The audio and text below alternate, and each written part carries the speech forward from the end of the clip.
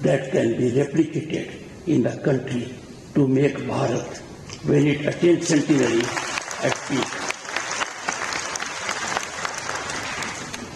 Sri Rajiv Rai Bhatnagar. Advisors normally are ornamental. He is an exception. Right from the time I landed, I could make out from his body language he has put his heart and soul into what he does. My congratulations to him.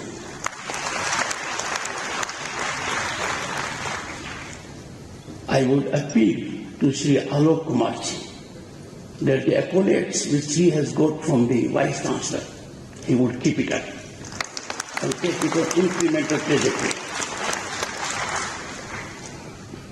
Professor Umesh Rai, I think perhaps is cut out to be Vice Chancellor.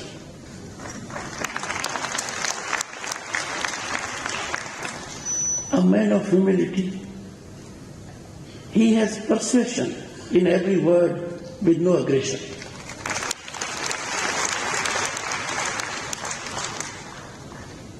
I am meeting for the first time a man whom I have admired for long without meeting.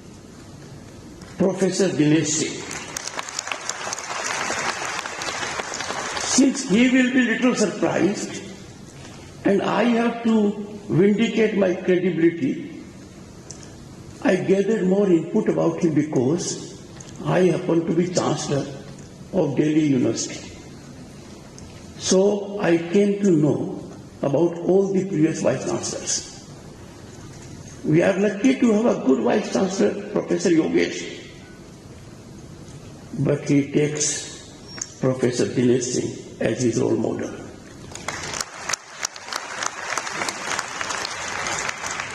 The observations imparted by the Honorable Lieutenant Governor about him being an educationist at a premium level in the country are very well-meaning and fact-oriented.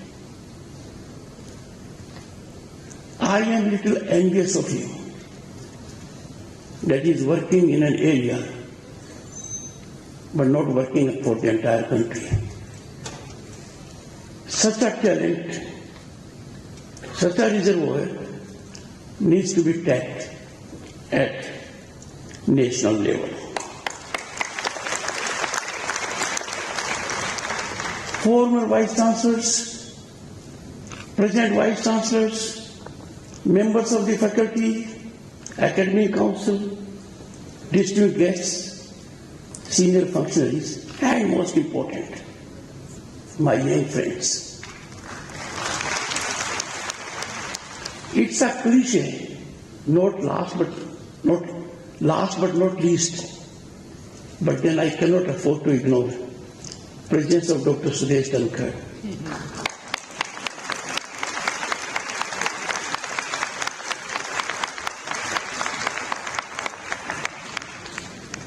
I am delighted to undertake my maiden visit to extraordinary region since assumption of the office of Vice President in this unique manner, a moment I would ever remember all my life. The meandering Chandravagha River, the majestic Shivalik range that graces the horizon and the sacred abode of Ma Vaishno Devi overlooking the city, create an enchanting atmosphere that is truly extraordinary and evocative. But let me say, coming here and getting this feast of intellect, I can tell you, will keep me going in physical form for the longest time. It is an honor and privilege to be associated with this special convocation of renowned university, Jammu University, that has diligently fostered excellence for over half a century. guided by the profound motto of Tamsoma Jyotirmaga, lead me from darkness to light. It serves, and I have no doubt about it, a poignant reminder to strive to become not only outstanding professionals, but also beacons of compassion and kindness for all humanity. And the mantra that has been imparted today by the Honorable Lieutenant Governor is eye-opener, path-breaking, thought-provoking. We do not know what will happen next. I recall my days as Member of Parliament when I was elected in 1989 as a member of the legislature in early 90s. No marriage was complete without there being a VCR or VCD.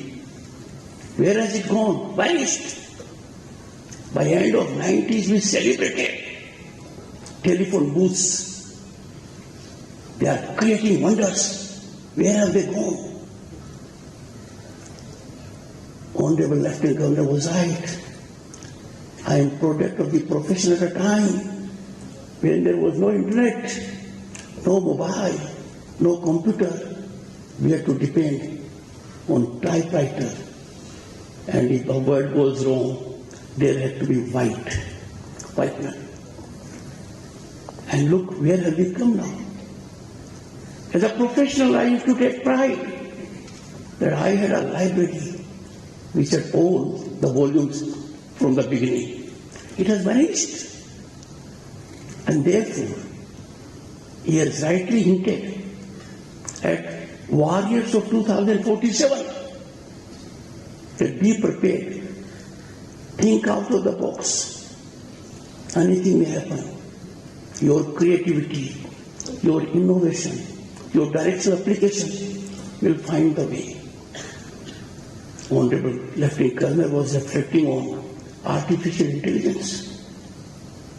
This great power in the hands of humanity is yet to reach its height. It is yet to blossom to the fullest extent. But then there are voices all around. Control it. It has to be regulated. You never know what impact it may have on society. And therefore, his address, which I take as a turning point in your lives, his address will keep you wondering, thinking, so that you meander in the world outside with eyes open, mind functional, and be ever prepared for the big change.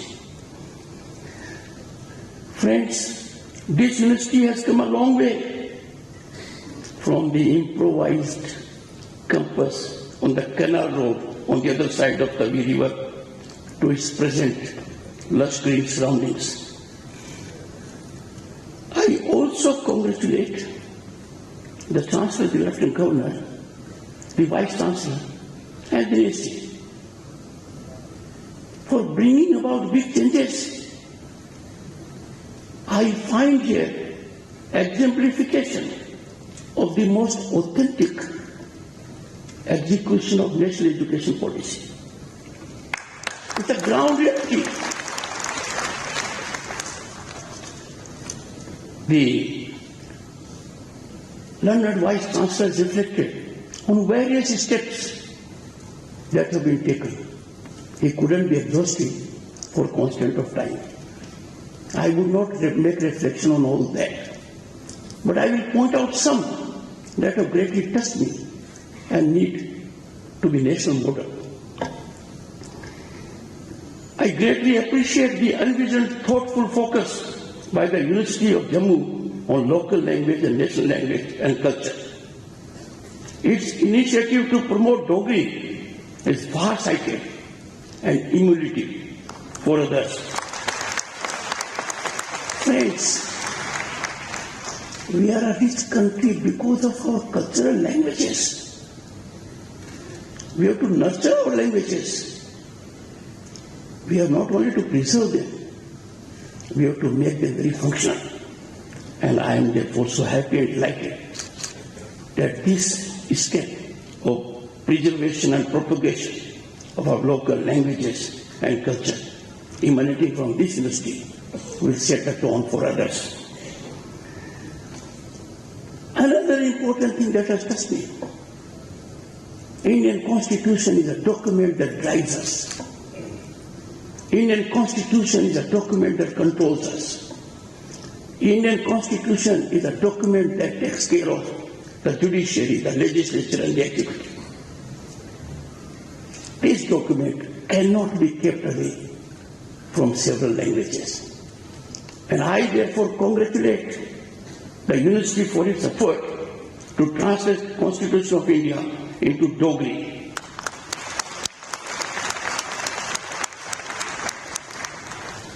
Organization of a 10-day multi-arts festival, Dugar Darpan, is well-meaning and befitting initiative.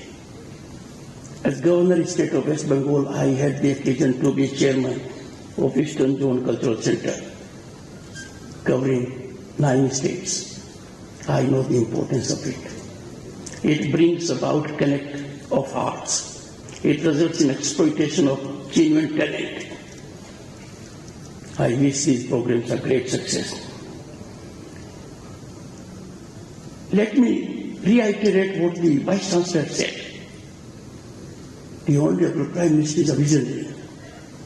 He believes in execution. His thought and call for land to lab and lab to land. I am so glad the university has realized it. Others will follow. Even as Chairman Rajya Sabha, I have been keenly concerned of generating a connect amongst our people. Our country is vibrant. It has unity in diversity because of the richness of its people, culture, languages, region. And therefore your program, College on Wheels, I am sure will do wonders. The results will be geometric. It will offer lifetime experience and exposure to the students. कहते हैं ना, भगवान पूछे आपसे, आपकी मर्जी क्या है?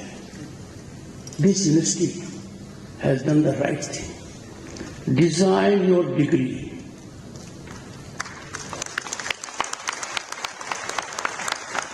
It's your life journey, and you are unable to give direction to it. This is thinking out of the box. It will catch up like wildfire in a positive sense, with no destruction, but only construction and reconstruction. It is path-breaking. It is bound to be very impactful. Several MOUs the university has entered, but one I must make a mention, and the Vice Chancellor had indicated to that, and that is with High Altitude Warfare School of Army at Gulmarg in the discipline of disaster management. Our country is perhaps the only country in the world that has excelled in the art of disaster management. You would have seen frequently on the east and west coast, we have cyclones, but there is hardly any mortality on the seas. Hardly. Our technological support of the meteorological department is now envy of the world. And this MOU will create human resource that will take us a long way.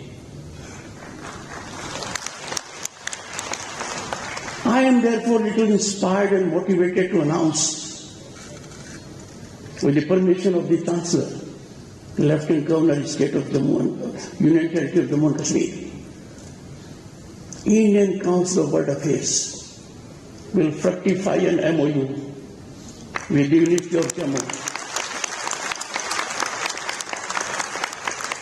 by end of July. The Director of Indian Council of World Affairs, a very senior Foreign Service official, Madam Thakur, is enthused when I put the idea to her. And this will give the university another exposure in culture, education and foreign affairs at a global level. I wouldn't dwell much on the importance of convocation because the Honorable Lieutenant Governor has focused on it. But this is a magical and significant moment in your lives. You will ever remember it. Some of you will become alumni, but you have to gender connect. I congratulate the awardees, their families and friends. You will now venture into the larger world. You have to leave your imprint and take a sankalp. You will return enduring achievements.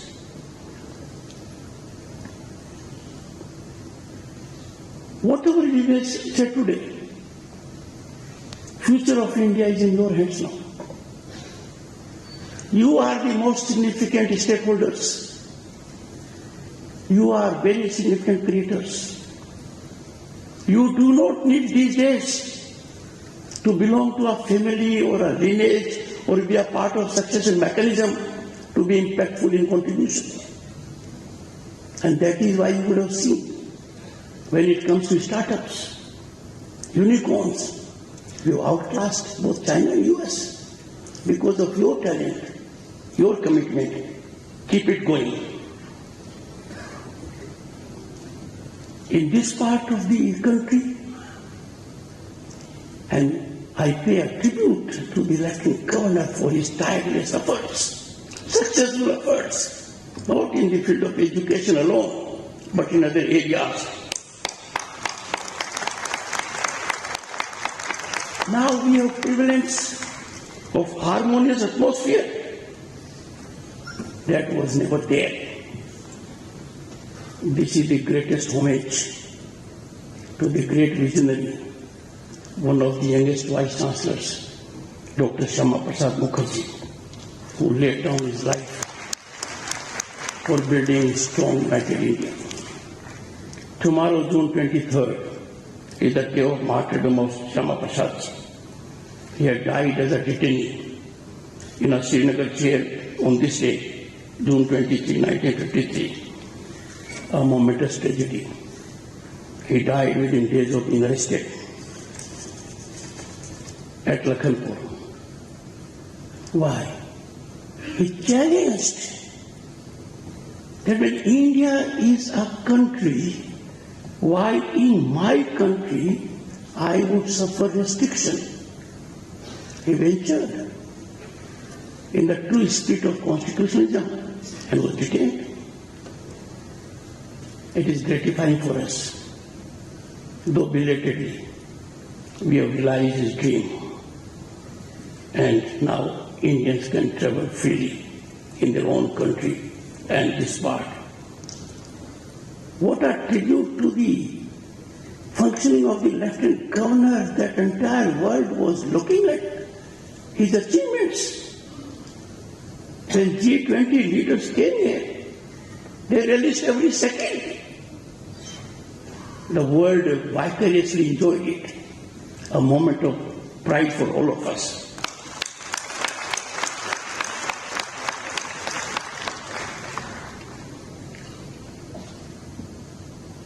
Abrogation of Articles 35, Capital and 370. Personally, for 20 years I have been advocating it. It was an aberration.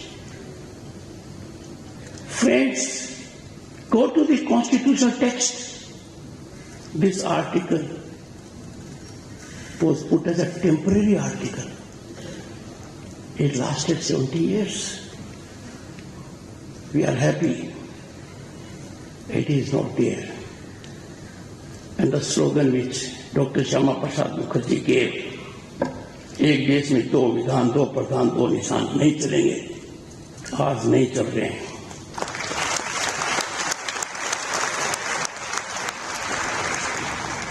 the path of remarkable growth and development trajectory that Jammu and Kashmir has charted following abrogation of Articles 370 and 335 chapter of the Constitution in August 2019 is a testament to the vision and foresight of Dr. Shyama Prasad Mukherjee, who gave his life for it. The region's integration into the national mainstream has paved the way for investment, development, improved governance. I have no doubt Jammu will be hub of education. And look at the changes that have taken place. All top professional institutions in the country are already here, including Indian Institute of Technology, Indian Institute of Management, and it is a matter of months before we have all Indian Institute of Medical Sciences fully functional in Samba district. Friends, let me tell you the impact, and I'll be brief. An impact is the abrogation of Article 370 and 35 Chapter A. And let me tell this august audience, Dr. Ambedkar, architect of Indian Constitution, drafted all the articles. He declined to draft Article 370. He declined. We are happy about this article. 890 central laws have been applied. This part was not getting benefit. Getting it. Over 200 state laws repealed. Over 100 state laws have been modified to be in consonance with the Constitution. And look at the ground reality. Connectivity through road, rail and air has shown incremental growth. Banihal Tunnel and Chenani Nasri Tunnel have been completed and open to traffic. The region takes pride in having the world's highest 1,315 meter long railway bridge over Chenab River that has been completed. I would not reflect on more, but I would indicate that while we take pride on what is happening in our country, and what is happening in our country is amazing. We never dreamed of it. We were 11th economy just a decade ago. In September 2022, Bharat, our country, got the distinction of being the 5th largest global economy. And in the process, we marched ahead of our colonial rulers, the UK. I keep on telling people that go by facts, facts never lie. Digital transfer in this country in 2022 was 1.3 trillion, I repeat trillion, US dollars. This could not have happened unless the recipient was technologically receptive, had access to banking system. So you won't. But the achievement has another milestone. And the milestone was there were digital transfers all over the world. Our achievement means take digital transfers of UK, USA, France and Germany, multiply by 4, and we are still ahead of them. Did we ever dream of this? Our 700 million internet users in 2022 per data consumption is more than that of US and China taken together. These are the achievements. When we have these achievements, and when mother of democracy and oldest democracy is on the rise, the rise is unstoppable. I beseech you, I urge you, I call upon you to be proud Indians and take pride in our historical achievements.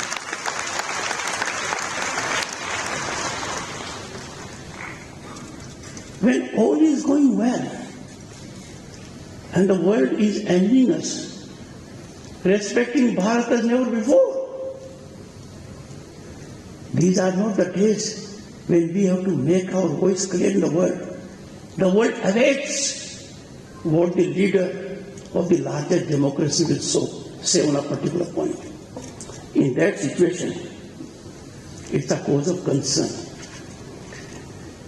It's a cause of worry that some of us, a small category, try to taint, tarnish, demean, decry our institutions. How can we countenance it? We cannot allow our historic achievements. Imagine, they talk about food security, ignoring the fact that from 1st April 2020, this country has been feeding more than 800 million people, and it continues now. No country in the world can ever think of that. We therefore cannot allow anyone to tweak or impede our upward growth trajectory. Because no country in the world can take pride as we can. We have constitutionally functional democracy at village level, panchayat level, panchayat samiti level, jila parishad level, state level and central level. Constitutionally protected. This incredible political ecosystem is because of our human genius. We Indians have a strong DNA. We learn skills fastest in the world. And that is why you'll find in every part of the world you'll find an Indian genius spearheading corporates and institutions, making India proud and those countries respecting our talent. It is ironical and travesty of our sort that false narratives are set afloat in orchestrated manner by forces that are inimical to this country. Tragedy is that some of us do not take it seriously. The number is small. I was enthused by the reflection which the Lieutenant Governor made about Time magazine. Friends, I will reflect to another episode focused by Time magazine. And Time magazine had the occasion to reflect, I think 3 decades ago. Again, a front page story. That is, the silent majority decides to remain silent. It may be silence forever. I appeal to all of you. Use your mind. Activate your nationalism. And do not take lightly these pernicious designs communicated in a sinister manner to run down our growth story. We cannot allow it to be impeded.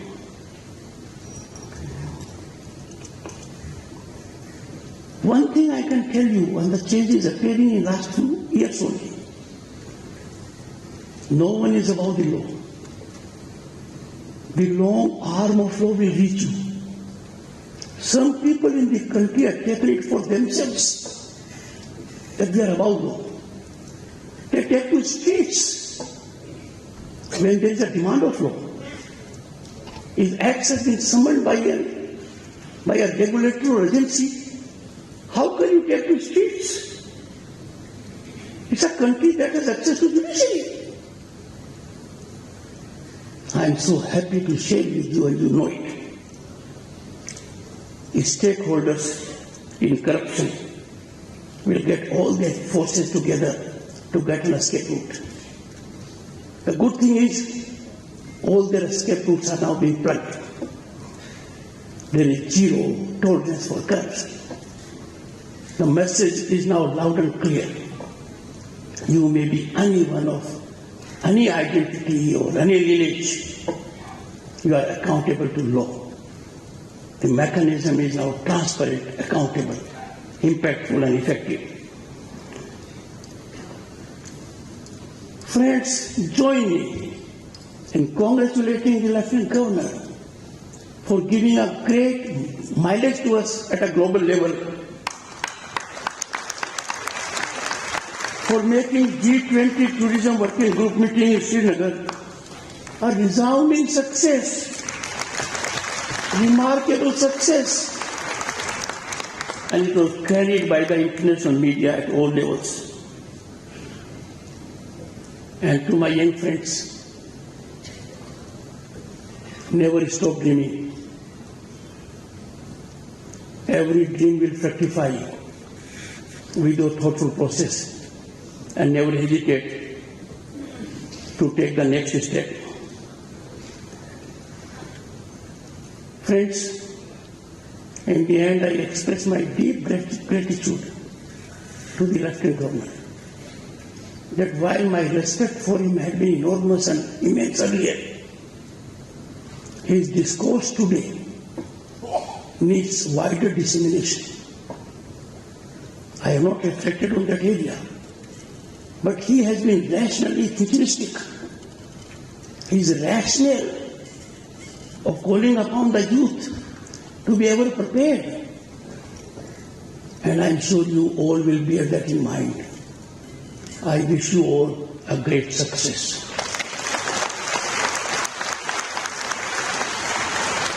May your path be adorned with success, growth, and remarkable achievements.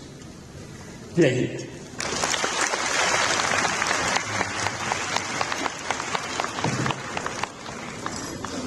माननीय मुख्य अतिथि जी, आपके